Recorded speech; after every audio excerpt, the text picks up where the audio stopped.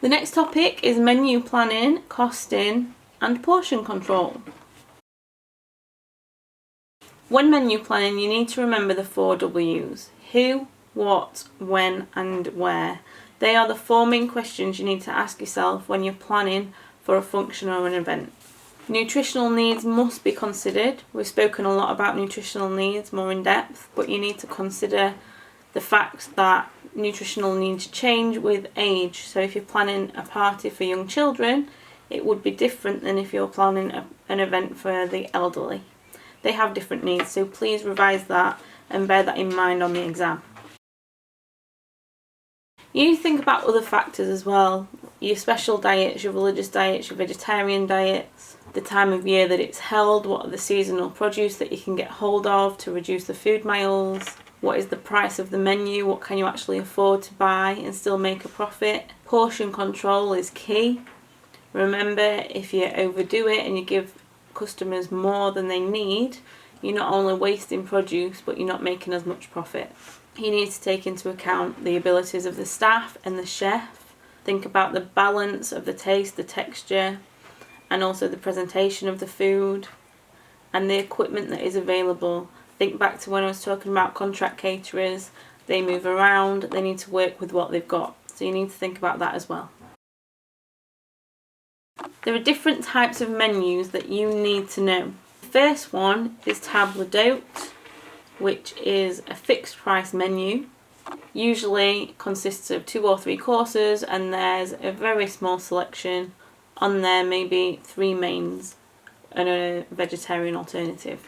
The next is a la carte. This is a more extensive menu where everything's priced individually. There's party menus where it's a fixed price but the food's been chosen in advance. So things for like a wedding, it's a fixed price, the bride and groom have chosen a couple of options beforehand and then the guests get to choose from their selection. Speciality menus are mostly to do with different cultures. Now we've done a lot of cooking from different countries and you know that Cosmo has a variety of specialities. You've got your Chinese, Mexican, Indian, they're all specialities, so that is a speciality menu. Fast food menus are kind of similar to speciality where there is a theme. If you think about KFC, that's chicken, Burger King is burgers. There is generally a theme to the fast food establishment, but everything is priced individually. Then you have a rotating menu cycle, which is a set menu over a set period of days. So if you think about a 7-day week, you might have a cycle of 8 days and that extra day on the end means that it's not the same menu on the same day every week, but it rotates and it's on a cycle. They're your types of menu you need to know for the exam. Portion control is really important because you need to keep the costs down, reduce the food that's been wasted, offer customers satisfying portions, and at the end of the day they need to make a profit. If they hand out too much food, they're not going to make as much profit as they need to. Defining portion sizes. There's lots of ways that chefs do it. The food can be marked out in the kitchen. So for example, you have a cheesecake, you can mark out each portion with a piece of fruit. So it's carefully positioned decoration and garnish. You can use equipment such as labels, ice cream scoops, serving spoons. Individual pie dishes are great for defining the portion control of things like that. Glasses and ramekins. There's lots and lots of options, they're just a few. Portion control is really important to the customer. They need to feel like they've had a satisfying portion and they need to be feeling like they've been treated fairly. So if you give one customer a bigger portion than another, they're not going to be happy about it, they're going to complain. If everyone gets the same size meal, they're satisfied, they're full, and they will talk about your business. You'll get a good reputation, people will come back. They need to feel like they're getting value for money. Good portion control also helps with the stock control and maintaining the amount of stock that you need, and you're not going to run out sooner than you think. And you also need to consider the selling price when you're portioning up the food.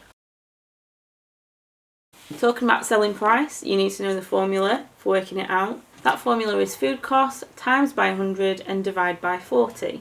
Businesses aim to make between 40 and 60% profit. When they're working out the selling price of the food, it needs to take into account the food cost itself, the profit they're going to make, the overheads such as the gas and electric bills, the staff wages, and also VAT. Those 5 things are all taken into account when working out the selling price of food. Next is quite a short one. It's about specialist equipment. There are different categories and you need to know what they are and what's included. So you have small and large scale catering equipment and small and large scale serving equipment. First one we're going to look at is hand equipment, which is food preparation. Things such as knives, cooking tins, ladles, spatulas, small frying pans and saucepans, they're all classed as hand equipment, small scale equipment for food preparation. You need to take care of them, they damage easily and they can be quite expensive to buy. The next one is still food preparation and we're going to split it down. The first one we're going to talk about is medium-sized powered equipment. These include things such as mincing machine. These include pieces of equipment such as mincing machines, potato chippers and floor standing mixers. Again, you need to take care of all of this equipment. Moving on to large scale powered equipment. These are things such as ovens, fridges, hot plates and steamers. Powered equipment needs looking after and you need to be able to explain how that happens. So the first thing you need to state is that manufacturer's instructions always need to be followed. Qualified electricians need to service the equipment regularly. Only trained staff should use it and safety notices need to be around. It needs to be switched off when it's not in use. And smaller powered equipment needs to be positioned safely so that it's not going to cause any dangers or hazards. Food storage equipment needs to have very high standards of hygiene for obvious reasons, and it needs to be positioned in well ventilated and well lit areas. The quality and safety of the food depends on this. Other things you need to remember about food storage equipment is that they need to be running at the correct temperatures. They need to be cleaned and defrosted regularly. No hot food should be put in the fridge or the freezer. It just raises the inside temperature and it makes it unsafe to store food. Temperatures need to be monitored and recorded at least twice a day. That is very important. And food needs to be covered when it's been stored in there and it needs to be serviced regularly.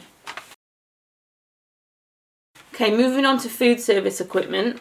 We'll talk about hand equipment first. They're things like crockery, cutlery, utensils, table linen, glasses, all of these things that you lay out on the table or that customers need to eat the food. These will change depending on the type of menu that's been offered.